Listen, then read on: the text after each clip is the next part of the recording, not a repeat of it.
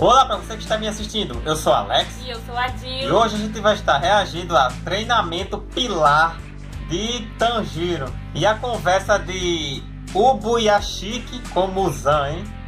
O famoso Michael Jackson dos animes. De qual canal, Jill? Otaguchi. Mano, 33 de vídeo, mano. Sem enrolação aqui, simbora pro vídeo. 3, 2, 3. Hoje, vamos continuar Tem que ir nossa nas série pressas sobre o aqui, arco do senão, treinamento pilar da se eu não me organização engano, o de celular só grava caçadores. 30 minutos. Começando a história a partir do fim do passado de Gyuto Mioka, que Aí já deixa o contamos like, em se outro inscreve vídeo aí. aqui no canal.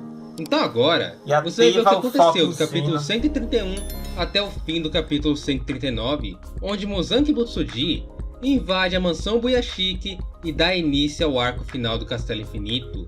E se você não viu os outros vídeos ainda dessa série, relaxa, fica aqui até o final desse vídeo e lá no final você vai ver uma playlist completa com toda a história desse arco.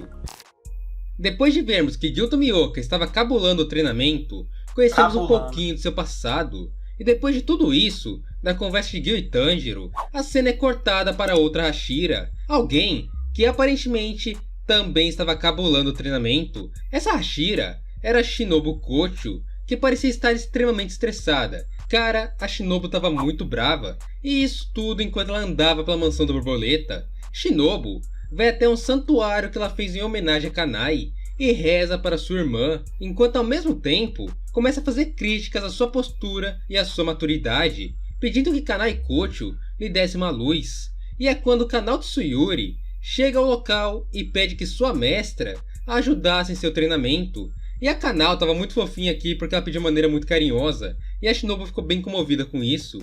E parece que no treinamento pilar, a Kanao também já havia avançado bastante e já havia chegado na fase do Sanemi, indo diretamente para a fase do Gyomei depois. Então ela pediu que a Shinobu a treinasse depois que ela treinasse com o Gyomei, mas para a surpresa da usuária da respiração da flor, a Shinobu falou que não faria o treinamento dela e chama a Kanao para uma conversa bem mais séria. E nessa conversa, Kanao parecia estar um pouquinho tímida e ao mesmo tempo triste por não poder treinar com sua irmã adotiva Shinobu.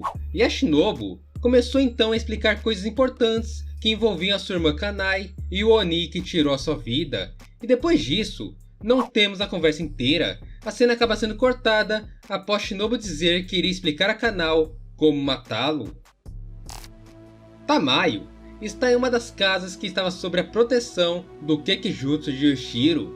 Então, ela estava bem relaxada porque afinal, o Kekijutsu do Yoshiro acaba escondendo a presença. Então ela ficou bem tranquila enquanto fazia várias anotações. Mas, para surpresa da Tamayo, ela acaba sendo abordada de forma surpresa por um corvo da organização de caçadores. E até hoje eu fico meio assustado com o fato desses corvos conseguirem falar como humanos. E o corvo se apresentou como mensageiro de Kagai Ubuyashiki e diz que ele ficou por um longo período procurando o esconderijo de Tamayo para que os dois pudessem ter uma conversa mais séria e que ele não iria fazer mal para ela. Tamayo, logicamente por ser uma Oni, ficou com a guarda alta em relação ao corvo da Demon Corp e perguntou primeiro o que o corvo estava fazendo ali. E principalmente, a gente vê que a Tamayo tem uma preocupação muito grande com o Yoshiro quando ela perguntou o que o corvo havia feito com o Yoshiro. E o corvo explicou que encontrou aquele lugar através de comunicações e que não fez nada demais com o Yoshiro, apenas o seguiu para conseguir falar com a Tamayo. Tanto que a Tamayo ouviu os passos dele no andar de cima, ficando bem mais tranquila e abaixando a sua guarda em relação ao corvo. O corvo então faz uma proposta bem interessante para Tamayo. Ele diz que dentro do Demon Corp havia uma caçadora incrivelmente habilidosa com a criação de venenos e também com a fisiologia demoníaca, se referindo à nossa Hashira do inseto Shinobu Kocho. E por fim, o corvo convida Tamayo para se unir a Demon Corp para trabalhar com Shinobu e juntos todos eles derrotarem Muzan Kibutsuji. Em seguida, vemos o rosto de Tamayo ainda um pouco assustada com aquela proposta, pensando em como seria ela, como uma Oni, ajudar a Demon Corp em uma guerra total contra o Muzan.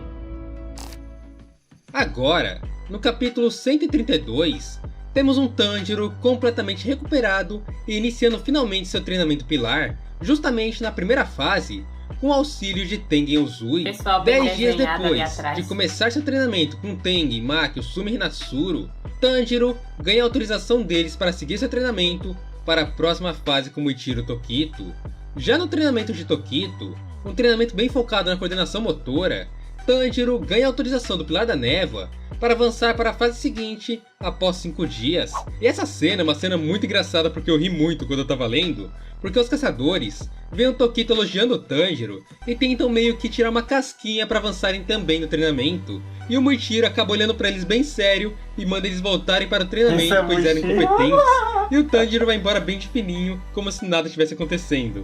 No treinamento seguinte, Tanjiro começou a treinar com Mitsuru e Kuroji, um treino um pouco mais focado na flexibilidade, e é outra fase bem engraçada, pois todos os caçadores usam umas roupas parecidas com roupas de bailarinos, e mano, a Mitsuri usa toda a força dela para alongar o corpo deles, e mano, o Tanjiro fica muito engraçado mesmo nessa fase. Pouco tempo depois, o Tanjiro também avança no treinamento da Kuroji, com direito a comer panquecas com a Pilar do Amor, e na fase seguinte, aí Pilar temos do o brabo, Amor, Obanai Guru, nosso queridíssimo Hashira da Serpente, que aparentemente odiava, sério, ele não gostava nada do Tanjiro. E cara, quando o Tanjiro chegou na área de treinamento do Pilar da Serpente, ele viu todos os caçadores que chegaram naquela fase amarrados em mastros, praticamente fazendo parte da área de treinamento. Cara, muito assustador mesmo. E obviamente, o Obanai aqui não perdeu a chance de bater no Tanjiro. E vimos também um pouco de sua esgrima com movimentos estranhos que pareciam meio que distorcer a espada. Pelo menos o ele treinamento parece ser dele bravo, né? envolvia uma luta com obstáculos. No caso, os obstáculos eram os caçadores mais fracos. Então o Tanjiro ficou com muitas dificuldades por não querer acertar seus colegas e foi um treinamento bem difícil para ele. Mas após 4 dias, ele começou a reagir e se proteger dos golpes de Guru, até que foi aprovado no treinamento do Hashira da Serpente após conseguir cortar o Haori de Obanai. E no caminho para a 5ª fase do treinamento, que seria com o Pilar do Vento Sanemi Shinazugawa, Tanjiro finalmente se encontra com Zenitsu Agatsuma, que bem, estava muito, mas muito acabado. Claramente, o Zenitsu tinha apanhado muito no treinamento do Sanemi e descreveu o treino do Sanemi como algo infernal. Nesse momento, o Shinazugawa aparece e diz para Zenitsu voltar ao treinamento, caso contrário, ele iria matá-lo. E assim, Tanjiro coloca Zenitsu nas suas costas e resolve iniciar seu treinamento com Sanemi. E após ele se apresentar para o Hashira do Vento, Sanemi diz que não reconhece Tanjiro como um caçador. E mano, meu Deus, o Tanjiro respondeu sorrindo que estava tudo bem, porque ele também não reconhecia Sanemi como um caçador. Caraca. Ainda mais depois que ele machucou a Nezuko. Resultado, Tanjiro ficou mais torto do que filho quando responde à mãe. O treinamento com Sanemi é basicamente uma pancadaria sem fim, onde todos os caçadores lutam com o Pilar do Vento ao mesmo tempo, sem parar e sem descansos, por um dia inteiro, onde o único golpe do Hashira do Vento pode acabar colocando uma pessoa pra dormir na hora. Isso aí eu tô ligado que é bravo. Enquanto andava pelos corredores da mansão Shinazugawa todo machucado do treinamento, Tanjiro vê uma discussão entre Genya Shinazugawa e Sanemi Shinazugawa. O Genya, nessa discussão, parecia estar bem tímido, e o Sanemi, muito, mas muito agressivo. Sanemi chama Genya de alguém sem talento e manda ele rodar, ou seja, sair de perto dele, sendo que o Genya só queria pedir desculpas ao seu irmão por suas palavras ruins do passado. Porém, as coisas ficaram bem sérias quando o Sanemi ouve que Genya comia Onis, e o Hashira do Vento avança com raiva tentando cegar o seu irmão. Nesse momento, Tanjiro Kamado pula e tira Genya da direção do golpe de Sanemi, o que acaba gerando uma fúria gigante no Pilar do Vento. Tanjiro questiona Sanemi sobre a irmandade dos dois, e o Hashira do Vento decide tentar incapacitar tanto Genya quanto Tanjiro, e isso de uma vez só, encurtando de forma extremamente rápida a distância entre eles. E nesse momento, Sanemi solta um soco à la casa na barriga de Tanjiro, mas para surpresa do Hashira, nosso queridíssimo protagonista segurou seu punho com as mãos e encaixou um chute em sua nuca, e a partir daqui, os dois começaram a trocar golpes mais brutos, Tanjiro e o Genya também deu um soco no Zenitsu. Tanjiro Aí você deve estar se perguntando, por quê? Bom, o Zenitsu meio que comentou coisas ruins sobre o Sanemi, e isso tudo o soco do Genya e a briga do Sanemi com o Tanjiro acabou gerando uma briga generalizada entre todos os caçadores da área de treinamento. E no fim, Kagawa Ibuyashiki tomou a decisão de proibir o Tanjiro e o Genya de se aproximarem do Sanemi. E assim, tanto Tanjiro como Zenitsu pularam a fase do treinamento pilar de Sanemi Shinazugawa e foram direto para a suposta última fase com Gyomei Himejima, o Pilar da Pedra. No caminho para treinar com Gyomei, Tanjiro se questiona se o treinamento estava funcionando, e Zenitsu diz que obviamente estava, já que o Tanjiro havia conseguido lutar com o Hashira do Vento, trocando golpes e sem morrer. E em meio a essa discussão, os dois chegam à área do treinamento do Pilar da Pedra, onde se encontram finalmente com Inosuke e Hashibira, e vem o Pilar da Pedra com um tronco nas costas em cima de um chão em chamas, e o Zenitsu escreveu aquilo como a área do inferno e meio que tentou fugir daquele lugar. O treinamento pilar de Gyomei era voltado para um treinamento físico, envolvendo o levantamento de objetos pesados como troncos e pedras e a resistência com a conexão com a natureza. O treino dele era dividido em 3 fases. A primeira fase era o treino da cachoeira, onde os caçadores deveriam ficar na base da cachoeira enquanto a água caía em suas costas, meio que esmagando o corpo deles. A segunda fase era o treino com os troncos, onde os caçadores deveriam se mexer carregando troncos em suas costas. E por fim, a terceira e última fase, que é o treinamento com a pedra, onde os caçadores deveriam empurrar uma pedra gigante que parecia imóvel para aprovação. E bem, aquele lance lá do chão em chamas meio que foi retirado pelo Gyomei do treinamento porque parecia ser um pouquinho perigoso para os caçadores normais. Vemos também que Murata já havia chegado naquela fase do treinamento e ele estava abraçado com uma pedra em estado de choque junto com Zenitsu, que também acabou entrando em estado de choque. Tanjiro percebe que a água da cachoeira era bem pesada e estava com a temperatura muito baixa, ficando surpreendido quando vê Inosuke extremamente concentrado no treinamento, parado embaixo da cachoeira. Porém, quando ele olhou com mais calma, com mais calma olhando para Inosuke, ele percebeu que na verdade o Inosuke estava meio morto.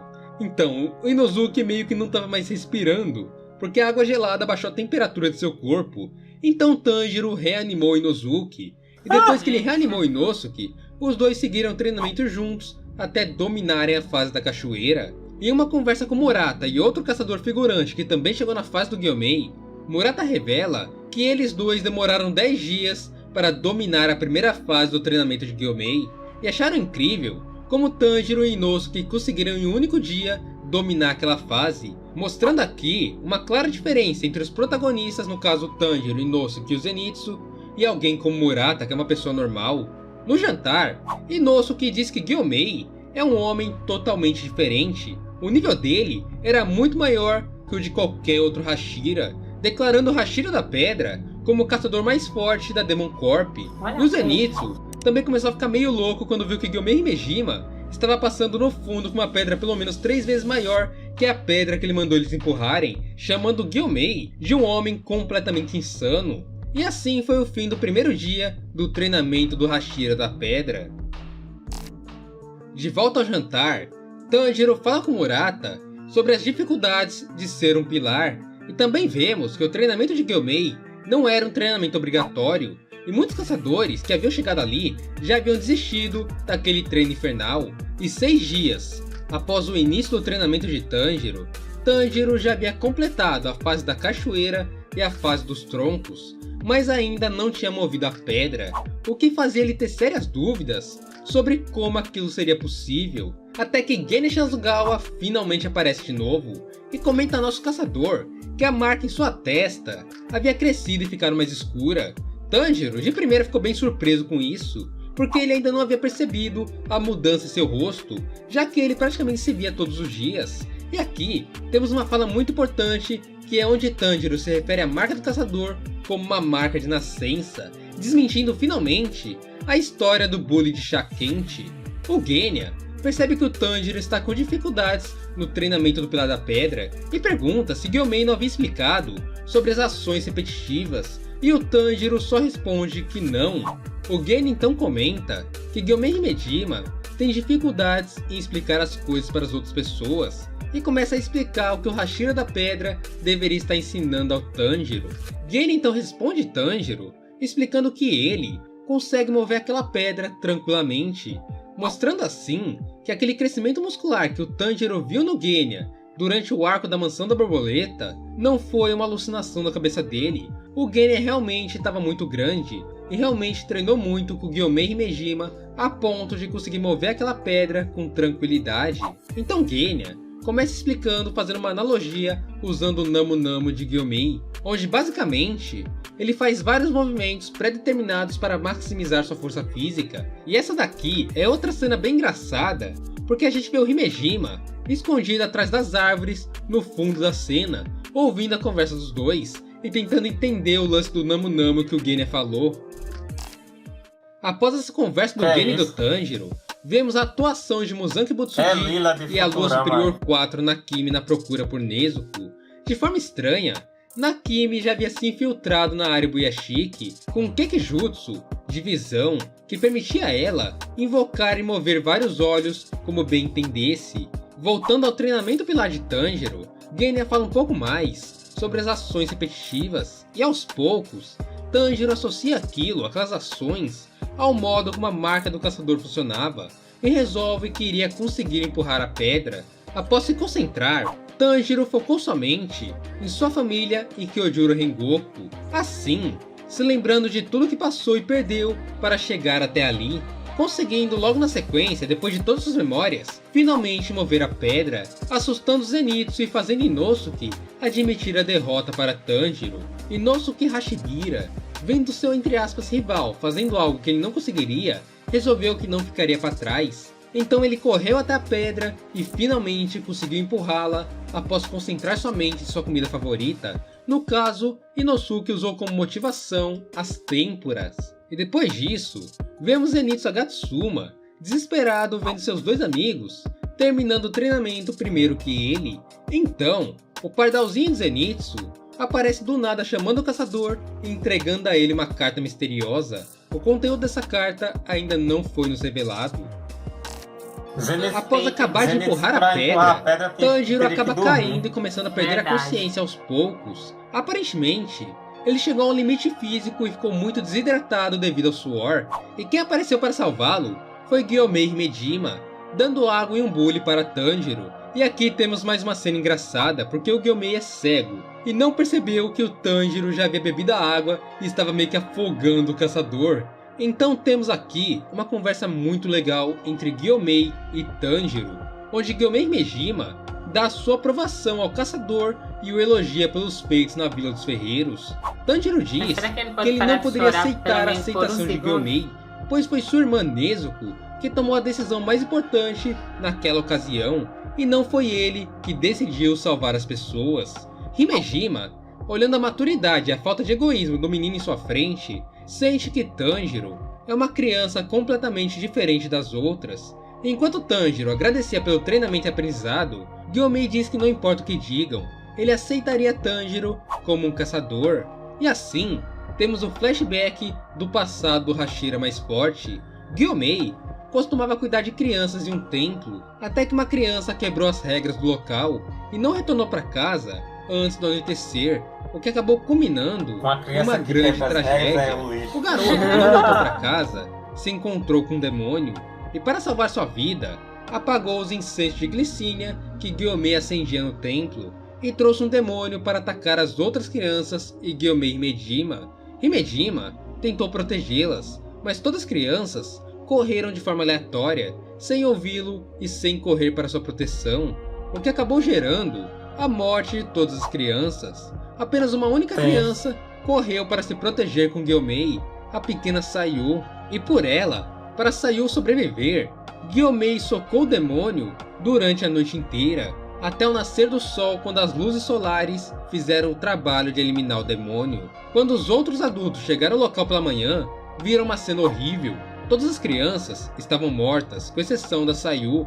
Himejima estava cheio de sangue, e a única criança sobrevivente estava em estado de choque, chorando e gritando a frase: "Aquele homem é um monstro, ele as matou, ele matou todo mundo". justamente se referindo ao Oni, ou no caso demônio, mas como o Oni havia sumido por causa da luz do sol, apenas Gyomei Himejima ensanguentado estava na cena, então ele acabou recebendo a culpa por esses crimes e acabou sendo condenado por todos à morte. Se não fosse por Kagayo Buyashiki, o líder da Demon Corp, Gyomei Himejima teria perdido sua vida nesse momento, ou seja, o caçador mais forte não teria existido. Tanjiro Kamado acaba chorando ao ouvir a história de Gyomei, e o Hashira da Pedra, com as mãos em cima da cabeça do caçador, anuncia que Tanjiro Kamado estava aprovado em seu treinamento pilar. Depois de seu treino com Gyomei Himejima, como eu disse seria suposta a última fase, Tanjiro seguiu para uma fase extra que ele combinou de treinar com Gil Tomioka.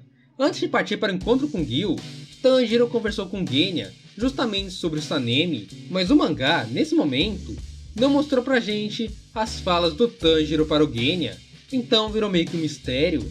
Tanjiro também, em meio a esse caminho, encontrou-se com Zenitsu, que desde que recebeu a carta do Pardal, estava completamente diferente e com uma cara muito séria. Zenitsu Agatsuma apenas falou ao Tanjiro: faça o que é necessário e o que deve ser feito. E assim, Tanjiro Kamado seguiu seu caminho, ainda preocupado com o estado em que estavam seus amigos, e principalmente com a sua irmã Nezuko, que havia sido escondida pela organização de caçadores, e ele não sabia onde exatamente ele estava ou com quem ele estava. E assim que Tanjiro se aproxima do local em que marcou com Gil Tomioka de treinar, temos um duelo entre Gil Tomioka e Sanemi Shinazugawa, ou Hashira da Água contra o Hashira do Vento. O Shinazugawa avança contra Tomioka usando a primeira forma e trinca a espada de madeira de Gil, mas logo em seguida, Gil Tomioka iguala a velocidade e responde com um contra-ataque, usando a quarta forma da respiração da água, que Sanemi consegue desviar até com uma certa tranquilidade. Logo em seguida, os dois usam a respiração ao mesmo tempo e colidem os dois golpes. Tomioka usa a sétima forma e Sanemi utiliza a quinta forma. Assim, as duas espadas de madeira chegam aos seus limites e acabam se quebrando, gerando um empate entre os dois caçadores. Nesse momento, Sanemi queria trocar socos com Gil e Tomioka não parecia tão preocupado com isso, mas o Tanjiro interferiu no confronto deles e tentou acalmar o Sanemi, falando justamente de Ohage, que com seu olfato, Tanjiro percebeu que aparentemente era a comida favorita do Shinazugawa. O Hashira do Vento até se acalmou por um segundo, mas quando percebeu que já estava falando demais, Sanemi simplesmente nocauteou o Tanjiro e colocou o nosso caçador para mimir.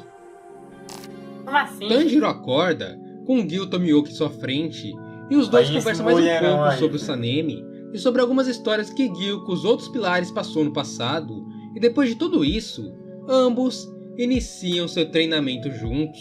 Sanemi, enquanto andava pela área da mansão Buyashiki, encontra um dos olhos invocados por Nakimi, e apesar de ter ficado com a guarda alta, Sanemi não sabia exatamente o que era aquilo, e de forma quase sincronizada, vemos Muzanke Butsuji frente a frente com Kagayo Buyashiki, aquele que ele julgou como seu principal inimigo. Na mansão, estavam Kagayo Buyashiki, Amane Buyashiki e suas duas filhas mais velhas, brincando lá de fora, enquanto Kagayo e Amane iriam conversar com o rei dos Onis dentro do quarto de Kagaya, já que o líder da Demon Corp nessa época já não conseguia mais se mexer ou ficar de pé. O Buyashiki inicia a conversa explicando para Muzan que já era para ele ter morrido há pelo menos 6 meses, de acordo com os médicos que o atendiam. Porém, contra todas as estatísticas, ele, Kagayo Buyashiki, ainda estava vivo. Kagaya explica a Muzan que ambos possuíam a mesma linhagem, porém, por já ter passado mais de 1000 anos,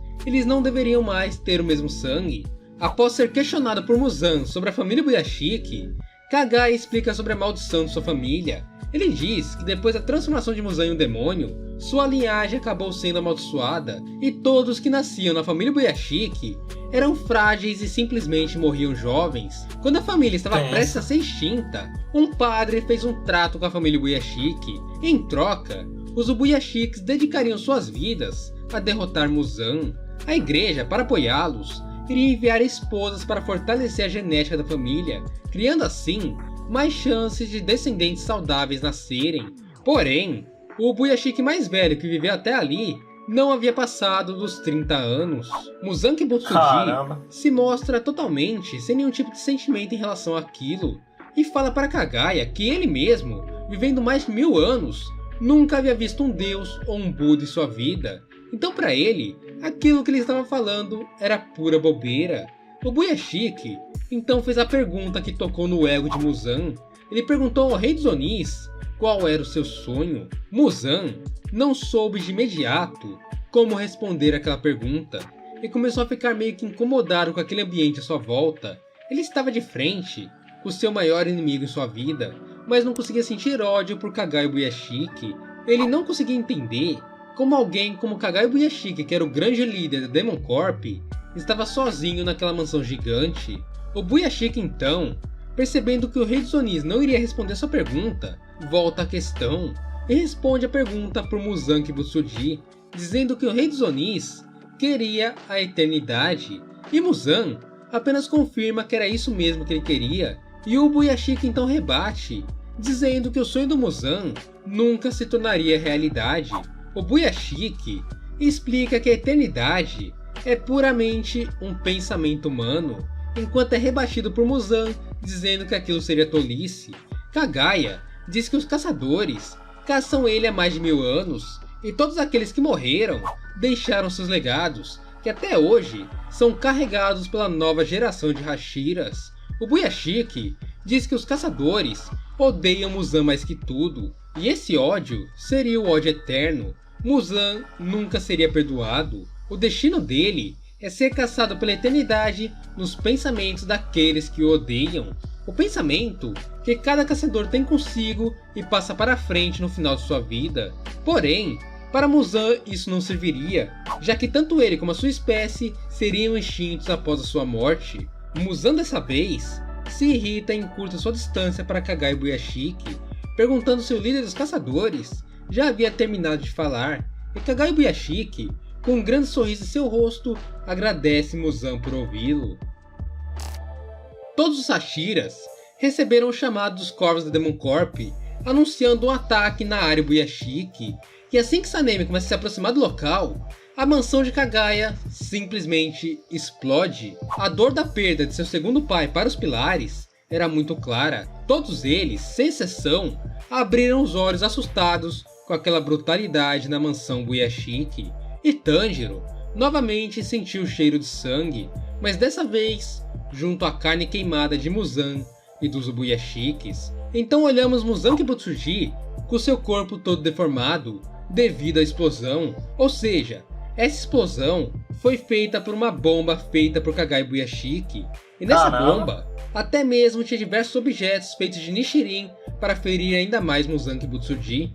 E quando o Rei dos Demônios menos esperava, um Kekijutsu aparece em volta de si, e esse Kekijutsu envolvia espinhos e imobilizou por um segundo Muzan. O Rei dos Onis de primeira não entendeu ao certo de quem seria aquele Kekijutsu, já que ele não reconhecia aquela arte sangue demoníaca, mas esse tempo do pensamento de Muzan foi suficiente para Tamayo se aproximar dele e socá-lo na barriga, fazendo assim sua mão ser absorvida pelo corpo do Kibutsuji. Tamayo diz que aquele Kekijutsu era a arte sangue demoníaca do homem que foi transformado no episódio 8 da primeira temporada do anime e havia sido desenvolvida para ser usada contra o Muzan, e que o que tinha em sua mão que foi absorvida era um veneno feito para transformar Onis em humanos. Então descobrimos por Muzan que quando era humana, Tamayo era uma mulher muito doente, e por causa disso que aceitou se tornar uma Oni, mas enquanto ela estava inconsciente, ela acabou matando sua família inteira sem ter o controle de si mesma. Mas Tamayo, muito motivada, não desiste de derrotar Muzan, e diz que por isso, tanto ela como Muzan pagariam seus pecados nesse momento, ambos juntos indo para o inferno. Foi quando Gyomei Himejima foi o primeiro Hashira a chegar no local, já que ele já havia sido orientado por Kagaya Buyashiki sobre o que aconteceria naquela noite. Com lágrimas nos olhos e sua bola de ferro, Himejima destrói a parte de cima do corpo de Muzan. Porém isso não era o suficiente para matar o rei dos Onis. Mesmo sem a cabeça, Muzan se regenerou por completo, e de acordo com Gyomei, aquela era uma regeneração que nem se comparava a de qualquer outro demônio. Parecia que Muzan era o demônio mais surreal que ele já havia visto em sua vida. E isso que estamos falando de Gyomei. A câmera parou de gravar, mano. Vamos continuar aqui. Era o demônio mais surreal que ele já havia visto em sua vida. E isso que estamos falando de Gyomei Himejima, um cara de 27 anos e o Hashira mais velho de todos. Ou seja, o Hashira com uma das maiores experiências. Se ele reconheceu Muzan como um ser surreal, quem sou eu para dizer o contrário, não é mesmo? É Gyomei verdade. decidiu que a melhor opção seria bater em Muzan de forma constante até o sol nascer. E é aqui também que vemos o Aí é primeiro tenso, né, Kekkijutsu velho? do Rei dos Onis, que foi uma criação de arames sarpados que ele tentou usar para parar o Hashira da pedra, mas sem sucesso algum. Gyomei soube lidar com esse Kekkijutsu. Foi quando os Gyomei é outros foda. pilares começaram finalmente a chegar à mansão Buyashiki, e Gyomei grita para avisá-los que aquele em sua frente era Muzan Kibutsuji. Todos os Hashiras instantaneamente reconhecem o Rei dos Onis, e Tanjiro Kamado grita bem alto o nome daquele que ele jurou matar no início de sua jornada. E como um verdadeiro combo, todos os Hashiras usaram suas respirações ao mesmo tempo, formando uma verdadeira nuvem de elementos em meio a golpes. Tokito usou A a essa quarta altura só forma, falta o Muzan Shinobu a ser dança da derrotado, borboleta, né? Obanai a primeira forma, Os outros Onis já Mitsuri a quinta morreram. forma, Gyutomioka a terceira forma, Sanemi a sétima forma, e por fim, Tanjiro chamou a atenção do Rei dos Onis, iluminando a noite com a sua dança Kagura. Mas antes que os golpes pudessem ser aplicados, um espaço gigantesco é criado por Nakimi, justamente sobre a área da mansão Buyashiki, abrindo assim as portas do Castelo Infinito, Não, tem e a galera separando todos os viva aí. caçadores, isolando Muzan deles. Muzan anuncia aqui que hoje seria o fim da Demon Corp, e Tanjiro grita que hoje seria o dia A em que espada da Muzan outra é iria um para o chicote. inferno. Muzan ouve os gritos de Tanjiro e, de forma surpreendente, olha para o caçador e fala as seguintes palavras: "Me pegue se puder, Kamado Tanjiro." Que foda. Bom, pessoal, hoje foi um vídeo bem mais longo, sinceramente tô até cansado, Porra, porém eu terminou, espero velho. sinceramente E galera, esse foi o vídeo, mano. Agora que ia começar o cacete e acabou, velho. Ah, então é ali que eles se separam e devem enfrentar, né, os luas superiores, só que estão vivos. É mesmo. Porque parecia que ia dar tudo certo, né? Aham. Como sempre, mas deu errado. A sorte do Muzan é que ele se regenera rápido, velho. É. Os caras tem que dar porrada até o sol aparecer. Se não fosse essa regeneração, não existia Muzan. Mas enfim, se vocês gostaram, deixa o like, se inscreva se não for inscrito, ativa o sininho. E a Compartilhem. gente vai ficando por aqui e até outro dia.